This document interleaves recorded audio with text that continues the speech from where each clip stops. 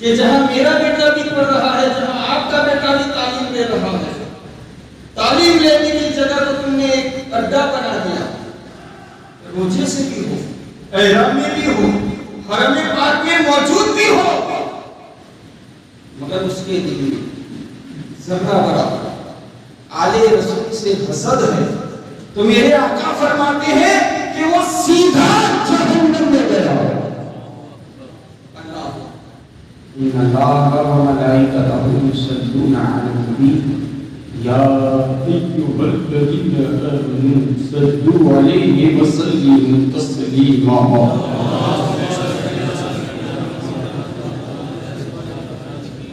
صلی اللہ علیہ وسلم صلی اللہ علیہ وسلم۔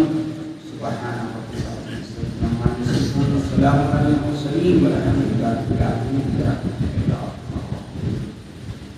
المرتضیٰ شاہد مسجد میں حقیباش ہمارے جملہ سادہ کرام، بزم حاضر جملہ ہمارے حاجی صاحبان، جملہ سبھی ضعیف العمر میرے بزرگوں، ہم ساتھیوں اور عزیز بچوں، اللہ تبارک و تعالیٰ کا احسان ہے کہ اللہ تبارک و تعالیٰ نے ہمیں اسلامی نئے سال کا پہلا جمعہ پڑھنے کی توفیق عطا فرمائے۔ یہ اللہ کا بڑا احسان ہے، بڑا فضل ہے۔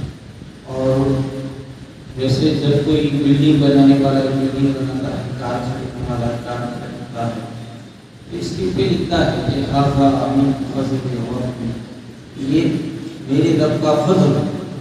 گھر پہ بھی آپ دیکھیں پرانے جو گھر ہوتے ہیں عربی میں لکھ لیتے ہیں کہ ہاذا من فضل ربی، یہ میرے رب کا فضل ہے۔ گاڑی پہ لکھتے ہیں یہ میرے رب کا فضل ہے، کسی میں بائک خریدتے ہیں تو کہتے ہیں کہ یہ میرے رب کا فضل ہے۔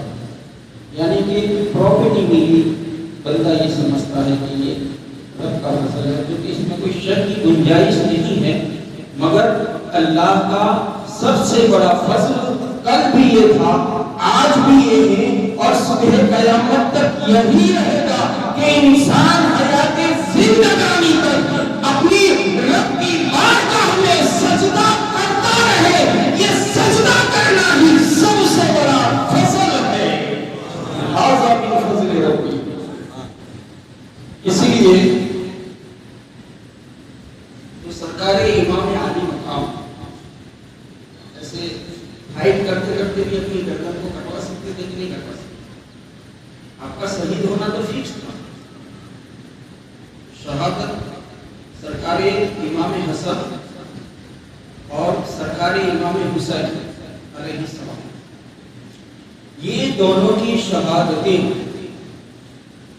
جس دن سرکار امام حسن اور سرکار امام حسین پیدا ہوئے تو رسول اللہ بہت راضی تھے، اور یقیناً ہمارے گھر میں جب ہمارے بیٹی کے گھر بیٹی آتے ہیں تو ہر نانا راضی ہوتا ہے، ہر دادا راضی ہوتا ہے کہ پوتا آیا ہے، نواسا آیا ہے، ہر انسان راضی ہوتا ہے، ہر انسان خوشی مناتا ہے۔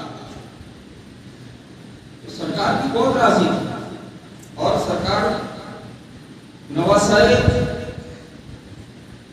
اپنے نواسوں سے ایسی محبت فرما رہے اتنے میں حضرت جبرائیل امین آتے ہیں، رسول اللہ کے بارگاہ میں سلام آ چکا، اور سلام کے بعد فوراً جبرائیل امین بارگاہ رسالت میں عرض کرتے ہیں کہ یا رسول اللہ، آپ ان نواسوں سے محبت فرماتے ہیں، یہ آپ کا محبت فرمانا اللہ کو بھی پسند ہے، مگر یا رسول اللہ، اللہ کی طرف سے میں یہ پیغام لایا کہ آپ کی کلمہ پڑھنے والے، آپ پر درود پڑھنے والے، آپ پر سلام پڑھنے والے، آپ کا نام لینے والے، یا رسول اللہ، ایک کو زہر دے کر شہید کریں گے اور دوسرے کو میدان جنگ میں شہید کر دیں گے۔ یعنی کہ شہادتی جیسے سرکار رسول کریم میں پیدا ہوئے یہ عام ہو چکا تھا، یہ عام بات تھی کہ ان کی شہادت فیس ہے، مگر سیدنا امام حسین علیہ السلام چاہتے تو لڑتے ہوئے، مگر اخیر میں سرکار امام حسین علیہ السلام ان دشمنوں سے، ان یزیدیوں سے کہتے ہیں کہ ٹھہر جا، تم مجھے قتل کرنا چاہتے ہو، تم مجھے شہید کرنا چاہتے ہو، یہ یقین کر دو، مگر مجھے بارگاہ الوہیت میں سجدہ بھی کر لینے دو۔ میرا امام جاتے جاتے بھی سجدے کی اہمیت سمجھاتا گیا، اور میرے امام نے اپنی شہادت کو سجدے میں دے کر یہ اعلان کر دیا کہ دنیا میں وہی کامیاب ہوگا جو اللہ کی بارگاہ میں اپنی پیشانی کو جھکاتا رہے گا۔ سرکار نے یہ امت مصطفیٰ کو، امت رسول کو پیغام دے دیا کہ اس سجدے کو معمولی نہ سمجھنا، اس سجدے کو چھوٹا نہ سمجھنا۔ ارے تم رب کی بارگاہ میں جتنے جھکتے جاؤ گے، دنیا کی نظروں میں تم اتنے اٹھتے جاؤ گے۔ دنیا کی نظروں میں اٹھنا ہے تو اللہ کی بارگاہ میں جھک جاؤ، اللہ کی بارگاہ میں اپنی پیشانی کو جھکا دو، اسی میں کامیابی ہے اور اسی میں کامرانی۔ تاجیوں کو ہی حسین کی محبت سمجھ لینا، یہاں انسان غلطی کرتا کہ تاجیے کی محبت میں نماز جاتی ہے تو پھر جانے دو، تو یہ نہ جائیے سکتا۔ تاجیے کی محبت میں سرکار امام حسین علیہ السلام جب میدان کربلا میں رسول اللہ کے امامے کو پہنا، اپنے باپ علی کی تلوار کو لیا، حضرت عباس کے بل کو اپنی گردن میں باندھا، اور جعفر طیار کے نیزے کو اپنے ہاتھوں میں لیا، اور پھر اپنے گھر کی عورتوں کو یہ وصیت کر دی۔ سرکار امام حسین اپنی گھر کی بیٹیوں کو، اپنی گھر کی بیٹیوں کو، اپنی گھر کی عورتوں کو یہ وصیت کرتے ہیں کہ دیکھو اب میں جا رہا ہوں، ہو سکتا ہے میں واپس نہ لوٹوں۔ یہ کیسا منظر ہوگا؟ بیٹی سکینہ بھی ہے جس کی 6-7 سال کی عمر ہے، وہ سرکاری امام عالی مقام کی سینے سے نہیں اٹھی ہوگی، یا وہ تمہیں تنہا چھوڑ کر یہاں سے کہاں جا رہے ہیں وہ نہیں سوال کیا ہوگا، مگر پھر بھی اپنے سارے بیٹوں کی لاشوں کو اٹھانے والا امام، اپنی بھائیوں کی میت کو اٹھانے والا امام، دیکھو رسول کی شریعت کو نہیں چھوڑی، اتنا صدمہ، اتنا غم۔ سرکار سیدنا امام حسین علیہ السلام نے جب شہادت کا جام نوش فرمایا، اس وقت میدان کربلا میں جب آپ آئے تھے تو آپ کے بال کالے تھے، مگر جیسے ہی ایک دن گزرا آپ کے سارے بال سفید ہو گئے، صدمے کی وجہ سے، غم کی وجہ سے، ایسا غم، ایسا درد۔ پھر بھی مصطفیٰ کی شریعت کو اور مصطفیٰ کے قانون کو اپنی عورتوں کے سامنے پہنچا رہے ہیں کہ دیکھو میں اب چاہ رہا ہوں، ہو سکتا ہے واپس لوٹوں، میں شہید ہو جاؤں، اس کے بعد تم خاندان رسالت کی بیٹیاں، تم خاندان رسالت کی بہویں ہو، تم خاندان رسالت کی عورتیں ہو، میری شہادت کے بعد اپنے بالوں کو نوچنا نہیں، اپنے سر سے دوپٹے کو اتارنا نہیں ہے، میدان کربلا میں میری میت کو رہنے کے لیے آنا نہیں ہے. سنو، شریعت مصطفیٰ جانے رحمت کی شریعت کی ایسی پابندی کرنا اور ایسا پردہ کرنا کہ صبح قیامت تک آنے والی عورتوں کے لیے تمہارا یہ پردہ کرنا مثال بن جائے. آج بھی مگر ہمارے یہاں کیا ہوتا ہے کہ جتنی گھر کی عورتیں ہیں جلوس امام حسین میں بے پردہ لالی پاؤڈر لگا لگا میدان میں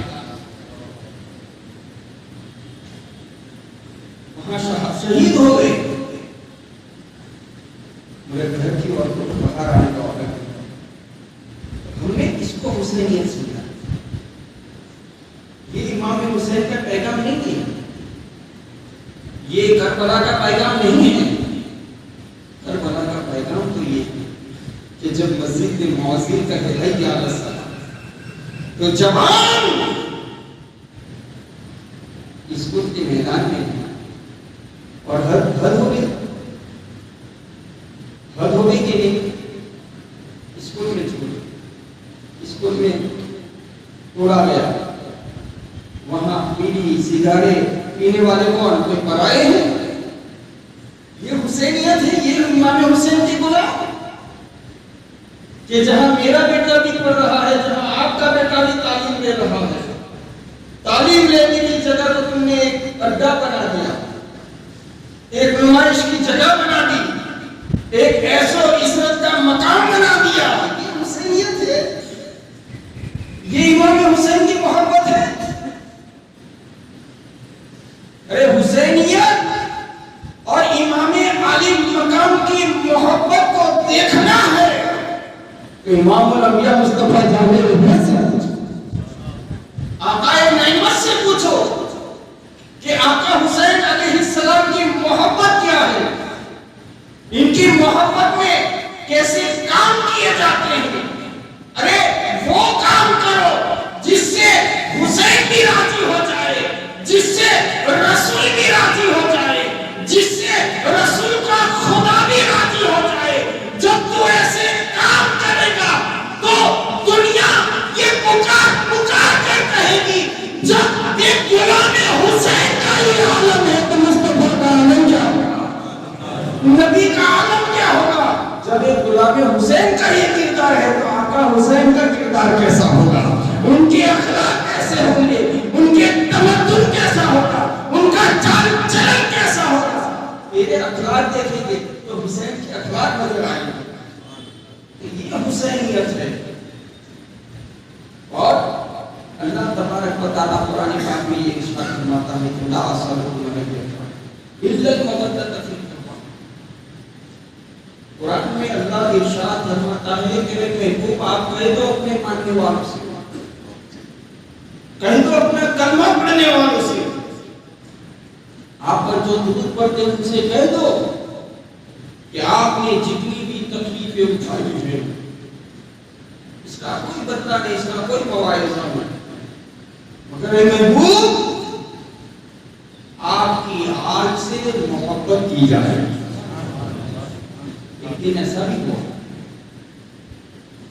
امام الانبیاء مصطفیٰ جانے رحمت صلی اللہ علیہ وسلم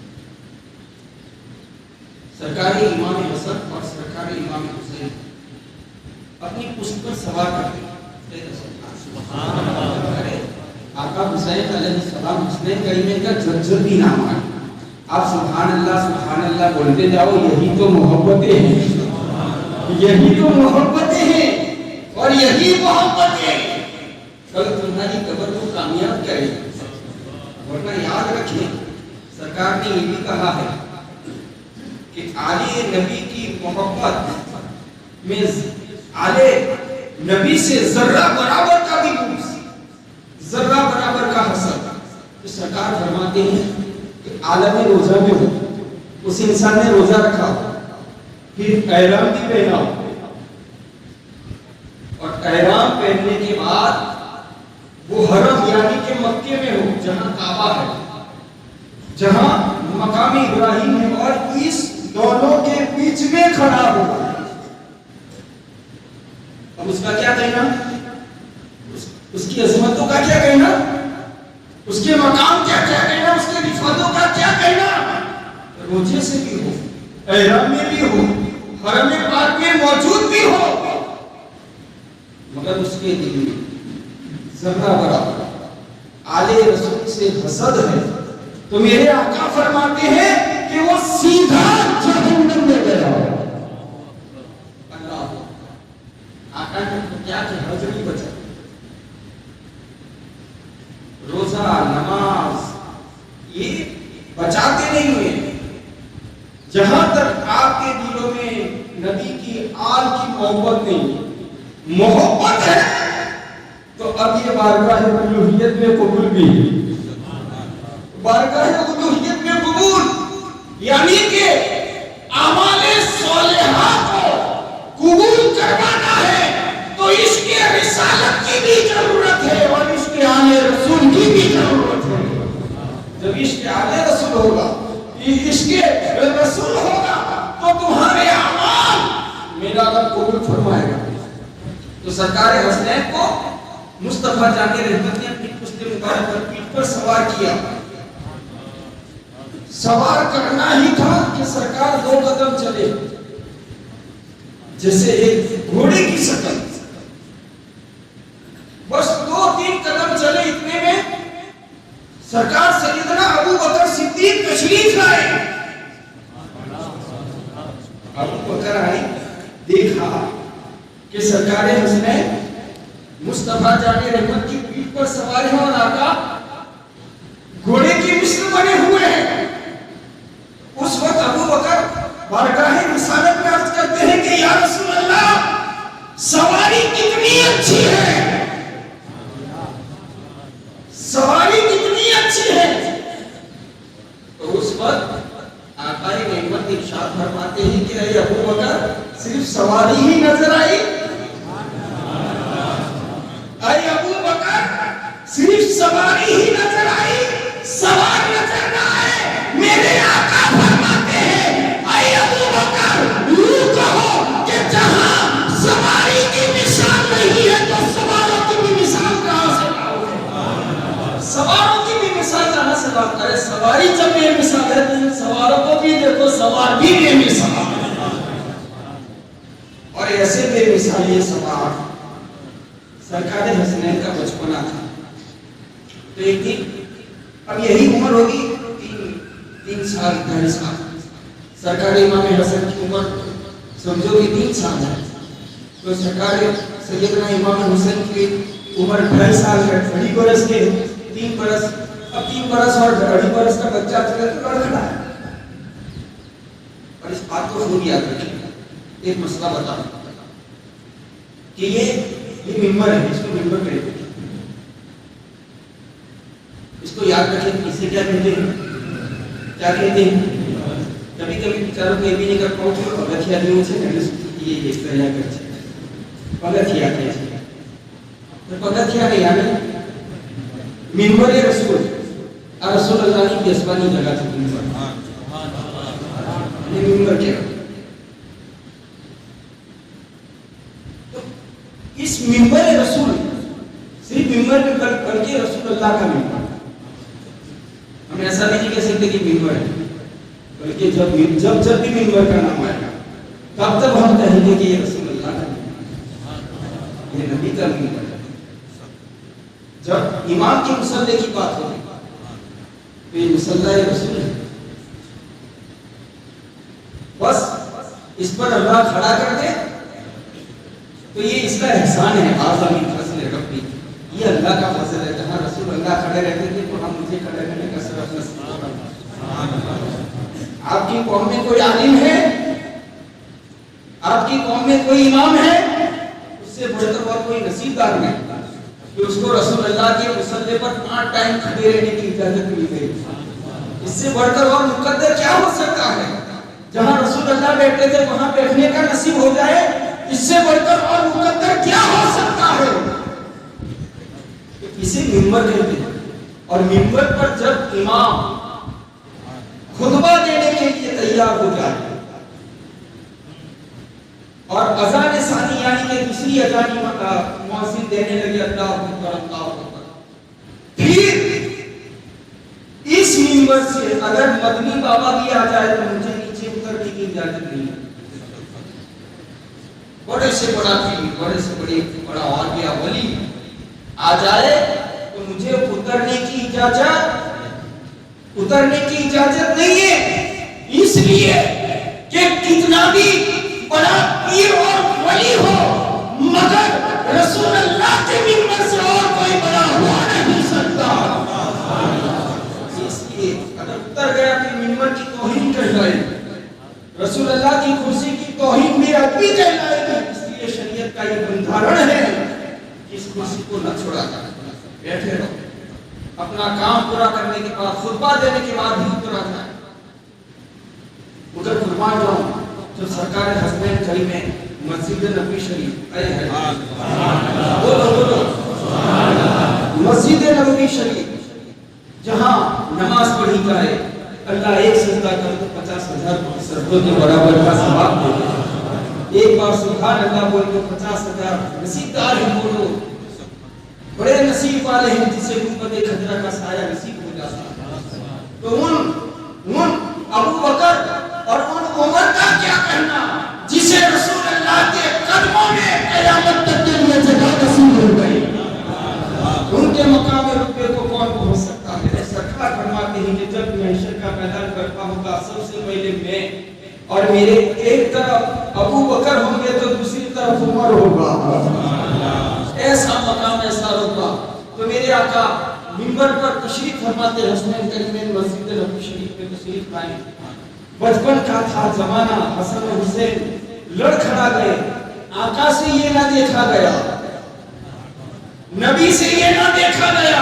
آقا نے منبر کو چھوڑ دیا، آقا نے منبر کو چھوڑ دیا اور فوری طور پر حسن و حسین کو ساتھ میں اپنے سینے سے لگا کر لائے، منبر پر بٹھائے. اور پھر سرکار ارشاد فرماتے ہیں صحابیوں بتاؤ یہ کون ہے؟ بتاؤ یہ کون ہے؟ کیا صحابہ نہیں پہچانتے تھے؟ تو اس وقت صحابہ کہتے ہیں یا رسول اللہ اللہ بہتر جانتا ہے اور آپ بہتر جانتے ہیں. سرکار فرماتے ہیں کہ تیرے بیٹے مجھ سے محبت کرو. سرکار بھی کہتے ہیں کہ مجھ سے محبت کرو اللہ کے اور میرے حسن اور حسین سے محبت کرو میرے لیے. اور جب یہ بات اپنی مکمل کرتے ہیں پھر امام الانبیاء مصطفیٰ جان رحمت بارگاہ الوہیت میں عرض کرتے ہیں اے باری تعالیٰ تجھ سے محبت ہے مجھے اور مجھے حسن اور حسین سے محبت ہے. اے مولا میں اب یہ چاہتا ہوں کہ دل سے ان حسن اور حسین سے جو بھی محبت کرے اے مولا تو بھی اس سے محبت فرما.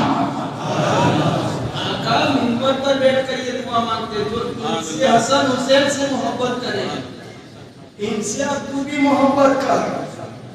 یہ آقا کی دعائیں گویا اللہ کا محبوب ہونا ہے، رسول کا محبوب ہونا ہے تو حسن اور حسین کے ہو جاؤ، اللہ اور اس کے رسول کے ہو جاؤ. لا صلی معزز صاحب حضرات، سرکار حسنین کریمین کا بہت بڑا مقام ہے. لہذا ان کی بارگاہ میں ذرہ برابر کی بھی گستاخی میں تحریر میں دی جائے گی. لہذا آپ حضرات جو بھی کام کریں اس بات کو دھیان میں رکھیں کہ کیا رسول اللہ کی بندھارن میں اس کی اجازت ہے یا اس کی اجازت نہیں ہے. یہ دیکھ کر جو بھی قدم اٹھانا ہے آپ اٹھا سکتے ہیں. اور یاد رہے کہ عاشورہ کا دن یہ بڑا افضل ترین دن ہے اور الحمدللہ اللہ تبارک و تعالیٰ کا شکر ہے کہ اللہ کی دھرتی پر ہر سال جشن امام حسین کے نام سے سرکار حسنین کریمین کی سیرت اور ان کی صورت کو آپ تک پہنچائی جاتی ہے. تو اس سال بھی الحمدللہ 2 دنوں سے اور آج بھی ہے اور 8 تاریخ تک وائرس کا پروگرام تقریر کا پروگرام مسجد میں ہوتا رہے گا. لہٰذا میں آپ لوگوں سے یہ ریکویسٹ کرتا ہوں, گزارش کرتا ہوں کہ آپ تمام حضرات سے, کیونکہ عشاء میں کسی کا کوئی بزنس نہیں ہے, بہت بڑے آپ ویبردار بھی نہیں ہو, آپ فری ہی ہوتے ہو, تو کوشش یہ کریں کہ عشاء کی نماز بھی ہو جائے اور یاد حسین بھی ہو جائے. تو انشاءاللہ کوشش یہ کریں کہ آج آپ تمام حضرات عشاء کی نماز میں ضرور تشریف لائیں اور بزم امام حسین میں حاضری دینے کی کوشش کریں. اور یہ محفلیں ایسی عظیم محفلیں ہیں کہ یہاں پر جو بھی دعائیں مانگی جاتی ہیں اللہ حسن حسین کے صدقے میں پوری فرماتا ہے. لہٰذا آپ